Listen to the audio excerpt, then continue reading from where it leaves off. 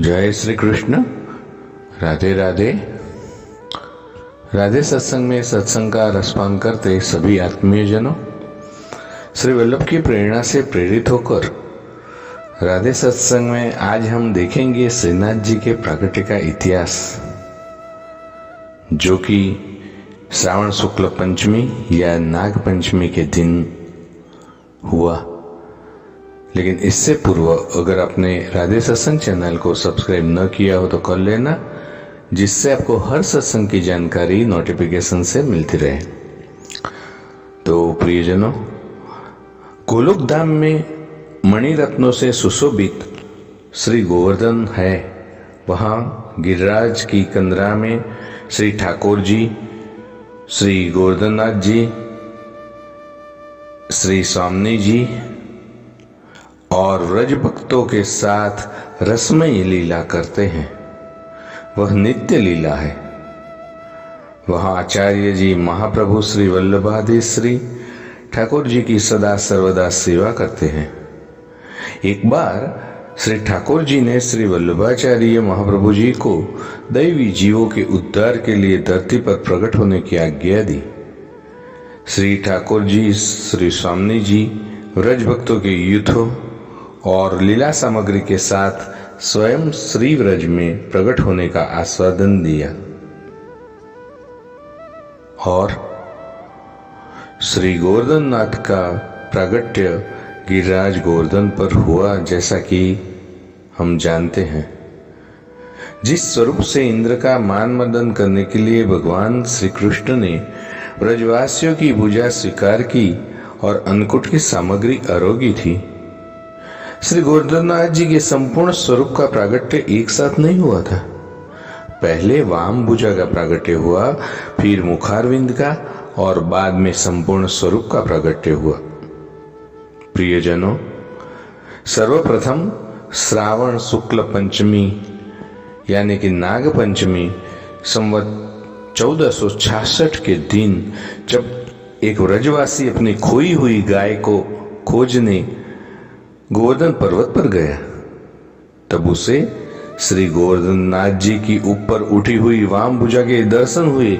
उसने अन्य व्रजवासियों को बुलाकर ऊर्ध्व वाम भुजा के दर्शन करवाए।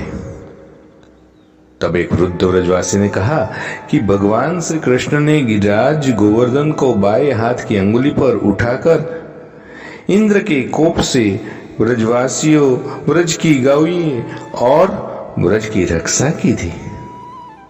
तब व्रजवासियों ने उनकी वाम भुजा का पूजन किया था। यही भगवान श्री कृष्ण की वही वाम भुजा है। वे प्रभु कंदरा में खड़े हैं और अभी केवल वाम भुजा के दर्शन करवा रहे हैं। किसी को भी पर्वत खोदकर भगवान के स्वरूप को निकालने का प्रयत्न नहीं करना चाहिए। जब उनकी इच्छा होगी तभी उनके स्वरूप के दर्शन होंगे। और इसके बाद लगभग 61 वर्षों तक व्रजवासी इसी ऊर्ध्व भुजा को दूध से स्नान कराते, पूजा करते, भोग धरते और मानता भी करते थे। प्रति वर्ष नाग पंचमी के दिन यहां मेला लगने लगा। विक्रम संवत 1535 में वैशाख कृष्ण एकादशी को मध्याह्न एक अलौकिक घटना घटी। गोवर्धन पर्वत के पास अन्योर गांव के सदु पांडे, उनकी हजारों गायें में से एक गाय नंदराय जी के गौवंश की थी, जिसे गुमर कहा जाता था। वह नित्य तीसरे प्रहर उस स्थान पर पहुंच जाती थी जहां श्री गोवर्धननाथ जी की वाम भुजा का प्रागट्य हुआ था। वहां एक छेद था, उसमें वह अपने थनों से दूध की धार जराकर लौट आती थी।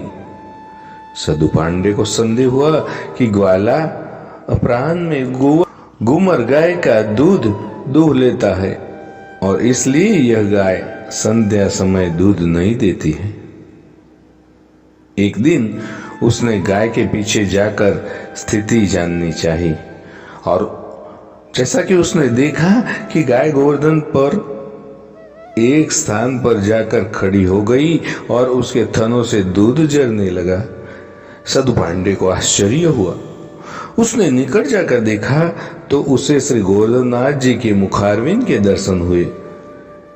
इसी दिन वैशाख कृष्ण 11 और संवत 1535 छत्तीसगढ़ के चंपारण्य में श्री वल्लभाचार्य जी का प्रागट्य हुआ। श्री गोवर्धननाथ जी ने स्वयं सदु पांडे से कहा कि मेरा नाम देवदमन है तथा मेरे अन्य नाम इंद्रदमन और नागदमन भी है। उस दिन से व्रजवासी श्री गोवर्धननाथ जी को देवदमन के नाम से जानने लगे। सदु पांडे की पत्नी भवानी और पुत्री नरो देवदमन को नित्य गुमर गाय का दूध अरोगाने के लिए जाती थी। विक्रम संवत 1549 और फाल्गुन शुक्ल एकादशी गुरुवार के दिन श्री गोवर्धननाथ जी ने श्री महाप्रभु श्री वल्लभाचार्य जी को झारखंड में आज्ञा दी कि हमारा प्रागट्य गोवर्धन की कंदरा में हुआ है। पहले वामभुजा का प्रागट्य हुआ था और फिर मुखारविंद का। अब हमारी इच्छा पूर्ण स्वरूप का प्रागट्य करने की है। आप शीघ्र ही व्रज में आवे और हमारी सेवा का प्रकट प्रकार करें। और यह आज्ञा सुनकर महाप्रभु श्री वल्लभाचार्य जी अपनी यात्रा की दिशा बदलकर व्रज में गोवर्धन के पास आन्योर गांव में पधारे। वहां आप श्री सदु पांडे के घर के आगे चबूतरे पर विराजे। श्री आचार्य जी महाप्रभु जी के अलौकिक तेज से प्रभावित होकर सदु पांडे सपरिवार आप श्री के सेवक बन गए।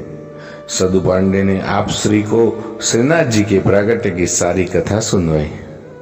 श्री महाप्रभु जी ने प्रातः काल श्रीनाथ जी के दर्शनार्थ गोवर्धन पर पधारने का निश्चय व्यक्त किया और दूसरे दिन प्रातः काल श्री महाप्रभु जी अपने सेवकों और व्रजवासियों के साथ श्री गिरिराज जी पर श्रीनाथ जी के दर्शनों के लिए चले। सर्वप्रथम आप श्री ने हरिदास वर्य गिरिराज जी को प्रभु का स्वरूप मानकर दंडवत प्रणाम किया और उनसे आज्ञा लेकर गिरिराज जी पर धीरे धीरे चढ़ना आरंभ किया। जब दूर से ही सदु पांडे ने श्रीनाथ जी के प्रागट्य का स्थल बतलाया तब महाप्रभु जी के नेत्रों से हर्ष की अश्रुओं की धारा बहने लगी।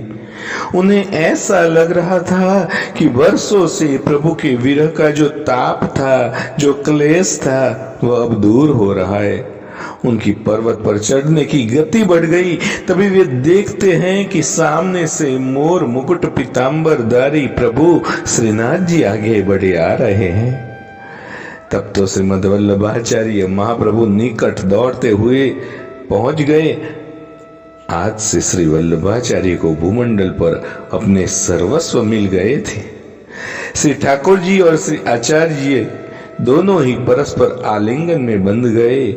इस अलौकिक झांकी जो कि श्री गोवर्धननाथ जी, श्रीनाथ जी और श्री महाप्रभु जी का प्रथम मिलन और उसका दर्शन कर ब्रजवासी भी धन्य हो गए। आचार्य श्री महाप्रभु जी और श्रीनाथ जी के दर्शन और आलिंगन पाकर हर्ष विभोर थे। तभी श्रीनाथ जी ने आज्ञा दी, श्री वल्लभ यहाँ हमारा मंदिर सिद्ध करके उसमें हमें पधराओ और हमारी सेवा का प्रकार आरंभ हो। श्री महाप्रभु जी ने हाथ जोड़कर विनती की, प्रभु आपकी आज्ञा सिरोधार्य है। श्री महाप्रभु ने अविलंब एक छोटा सा घास फूस का मंदिर सिद्ध करवाकर ठाकुर जी श्री गोवर्धननाथ जी को उसमें पधराया तथा श्री ठाकुर जी को मोर चंद्रिका युक्त मुकुट एवं गुंजामाला का श्रृंगार किया। आप श्री ने रामदास चौहान को श्रीनाथ जी की सेवा करने की आज्ञा दी। उसे आश्वासन दिया कि चिंता मत कर, स्वयं श्रीनाथ जी तुम्हें सेवा प्रकार बता देंगे। बाद में श्री महाप्रभु जी की अनुमति से पूर्णमल खत्री ने श्रीनाथ जी का विशाल मंदिर सिद्ध किया। तब सन 1519 विक्रम संवत 1576 में वैशाख शुक्ल त्रीज अक्षय तृतीया को श्रीनाथ जी नए मंदिर में पधारे तथा पाठोत्सव हुआ और मध्वेंद्रपुरी तथा कुछ बंगाली ब्राह्मणों को श्रीनाथ जी की सेवा का दायित्व सौंपा गया। कुंभनदास संगीत की सेवा करने लगे तो कृष्णदास को अधिकारी बनाया गया। बाद में श्री गोसाई जी ने बंगाली ब्राह्मणों को सेवा से हटाकर नई व्यवस्था की जो आज तक चल रही है।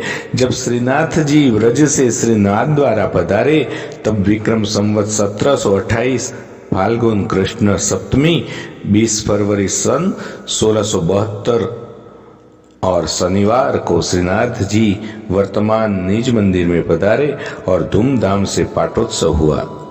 तब सिंहाड़ ग्राम का नाम श्रीनाथ द्वारा प्रसिद्ध हुआ। नामकरण अभी तक श्रीनाथ जी को व्रजवासी देवदमन के नाम से जानते हैं। महाप्रभु श्री वल्लभाचार्य जी ने आप श्री का प्रथम श्रृंगार करके जिस दिन सेवा प्रणाली व्यवस्थित की उस दिन आपका एक और नाम गोपाल जी रखा गया और इसी कारण गोवर्धन की तलहटी में स्थित वर्तमान जतिपुरा ग्राम को गोपालपुर कहा जाता। प्रभु चरण से विठलनाथ जी ने जब बंगाली पुजारियों को हटाकर नई व्यवस्था की तब आप श्री ने प्रभु को श्री गोवर्धननाथ जी का नाम दिया। माला तिलक के रक्षक श्री गोकुलनाथ जी के समय भावुक भक्त आप श्री को श्रीनाथ जी के संक्षिप्त और भाव भरे नाम से पुकारने लगे। यह नाम श्री कोई नया नहीं था। गर्ग संहिता के गिरिराज खंड में श्री गोवर्धननाथ के देवदमन और श्रीनाथ जी दोनों ही नामों के उल्लेख है। श्रीनाथम देवदमन वदिष्यन्ति सज्जना और इसी प्रकार श्रीनाथ जी यह अभिधान भी बहुत प्राचीन है। श्री शब्द लक्ष्मीवाचक और राधा परक है। राधा जी भगवान की आह्लादनी आनंदायिनी शक्ति है और नाथ शब्द तो स्वाभाविक से ही है। भावुक भक्त बड़े ही लाड से श्रीनाथ जी को श्री जी या श्री जी बाबा भी कहती है। तो प्रियजनों, इसके साथ आज के सत्संग को श्री वल्लभ के चरणों में समर्पित करके अत्रे विराम दे। फिर मिलेंगे राधे सत्संग में नए सत्संग के साथ। श्री गिरिराज धरण की जय। जय श्री कृष्ण। राधे राधे।